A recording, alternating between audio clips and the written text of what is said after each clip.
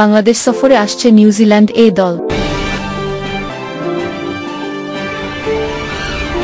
এ বছরের মে মাসে বাংলাদেশ সফর করবে নিউজিল্যান্ড এ দল। বাংলাদেশ ক্রিকেট বোর্ডের বিসিবি পক্ষ থেকে মঙ্গলবার একটা জানানো হয়েছে।